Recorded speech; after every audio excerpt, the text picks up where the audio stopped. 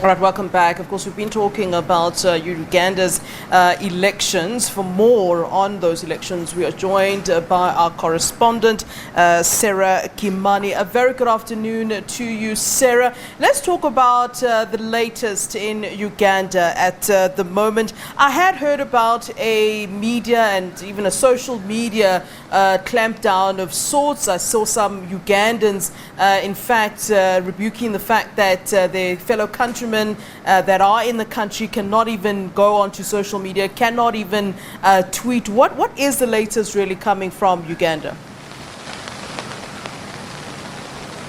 Sarah, can you hear me? Indeed, that is still the case. There is an internet blackout. Yes, I can hear you. Indeed, there is an internet blackout across the whole country. And even international journalists who have been able to access social media from morning are now saying that the roaming services have also been affected. And so it is very difficult to know what is happening. But before that blackout happened, about 30 minutes ago, we know that President Museveni has cast his ballot. He cast his ballot about 30 minutes ago in his home village of Rwakitura.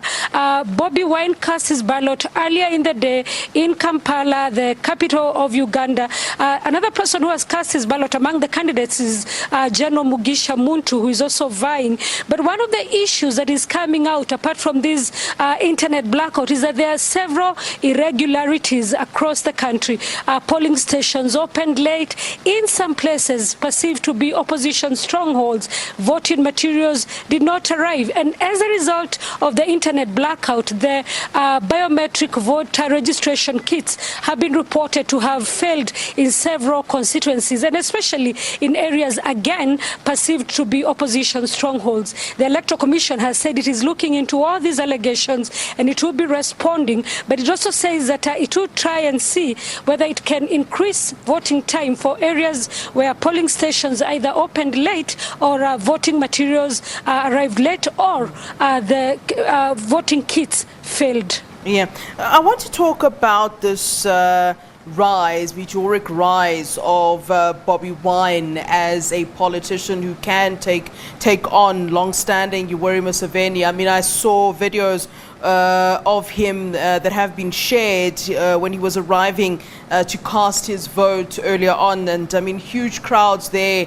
to welcome him where he was casting his vote. I really want to talk about this rise in popularity. I mean, I do understand he was a very famous musician. He is a famous musician, but in terms of his political career, how did we get here? How did we get to him being, the person who can take on Yoweri Museveni? Growing up, he grew up in Kampala, in a slum in Kampala. Now, his music and his name, the Ghetto President, seemed to reverberate well and to, speak to the masses. He spoke about joblessness in his music. He spoke about oppression. He spoke about the issues very close to the hearts of the youth. And so when he started off as a member of parliament, and he seemed to continue with that, fighting for the rights of the youth, but also the urban poor, and most of them who lived in the slums like him, and he seemed to identify with their problems. So that rise, when he became member of parliament, now spurred him to become to go for the vote as the president, because in parliament we could see him being silenced, we could see him on the streets, and when now he started coming out to say, look, I think I'm ready to vie for presidency, the oppression continued, the violence, oppression continued, and repression. And this has seen a lot of young people saying, this is a person who understands us. When we are putting our wares on the streets to sell and the police come and take away our wares, he feels our pain and he understands our pain. But it is going to be very difficult for him, of course, to rise to the level that he is now of the presidency, what he wants to achieve. Because one, President Museveni is very popular in the rural areas, and this is where a lot of the votes will be coming from. But also, it has been very difficult for him to campaign during this time when we have seen him either arrested arrested, his campaign teams arrested. He has not been able to reach most of the populace through the mainstream media, and he has had again to turn to social media because he's not been allowed those audiences. Even in Kenya, when he's giving interviews to the Kenyan media, very many times the army or the police have stormed his house, and those interviews have been cut short. The other thing is he's only 38. President Museveni is in his 70s. Some people even saying he's 80. He's been leader since 1986. A lot of young people in Uganda do not know any other president. And so those who are voting for Bobi Wine and those who would want Bobi Wine to be president feel he's their age mate. He understands the current problems of the country. Indeed, on social media, Museveni has been calling the citizens of the country Bazukulu, meaning my grandchildren. Yeah, I'm just seeing something here on social media, and I suppose it sort of just came out now, and it's speaking to this issue of raids and police being used against Bobi Wine. I just see a story here that's come up. Police have raided the Civil Society Data Center in Kampala, Uganda, operated by Seward in the escalation of violent and partisan policing by Ugandan authorities, and that certainly does speak to the fact that there might be issues should Bobi Wine in fact be victorious. It doesn't seem that Yoweri Museveni will very easily give up power. I mean, as you say, he became president in the 80s, and very many of the young people in Uganda don't know any other president. And I suppose that was even the case as we saw it unfolding in Zimbabwe as well. What is likely, I mean, from what you hear in terms of reports, I mean, if this is all coming out and the media blackout, the internet blackout, I mean, I'm understanding that some media houses are being told they can't even interview Bobi Wine. I mean, what are we to expect should Bobi Wine in fact be victorious, if this is like a sneak peek of what we're seeing so far?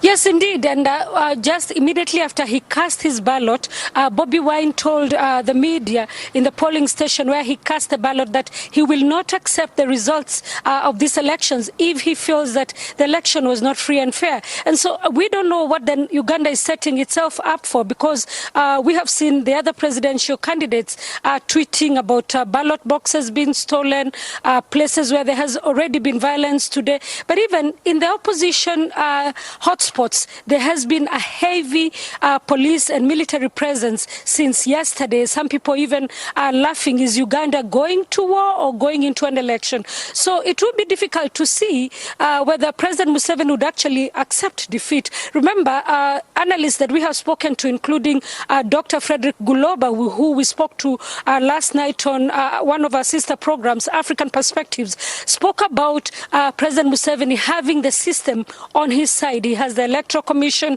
he has the security services, he has power, he has the media. So it will be quite difficult, honestly speaking, for Bobi Wine to win. But probably in a free and fair election, he can win. But as the situation stands now, the level has not been, the playing field has not been level from the word go. And so it is inconceivable that he can actually win. But what he has done is that he has upset the status quo in Uganda. And Ugandans now probably will begin believing that indeed somebody can actually challenge President Museveni. Maybe somebody who came closer to that challenge was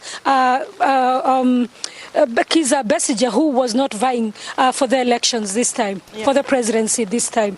Just in closing, Sarah, I'd like to talk about the election observers, election missions. Generally, when we have elections in Africa, we always hear of overseas election observers coming and talking about whether or not they think the elections are free or fair.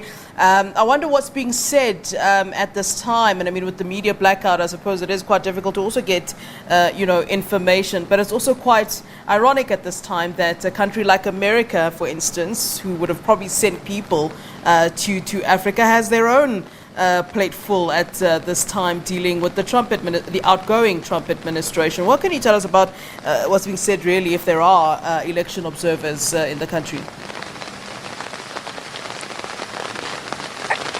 And indeed, despite what is going on in America, the U.S. had sent a team of observers for these elections in Uganda. However, there was a problem because not all of them were accredited. And so the U.S. Embassy in Uganda decided to call off their observation mission.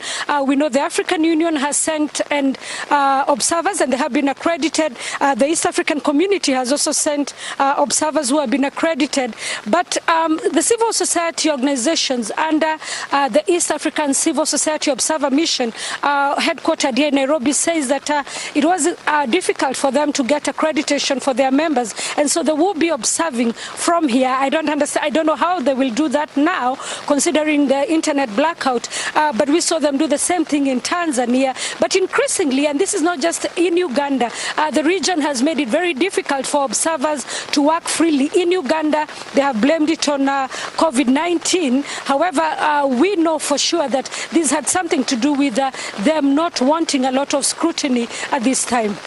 All right, Sarah, thank you very much for that in-depth report for us. No doubt we'll be getting more from you and from Uganda, the news from Uganda. We appreciate that. Get out of the rain. I can see you're being rained on at the moment. We'll chat to you at a later stage. Thank you, Sarah.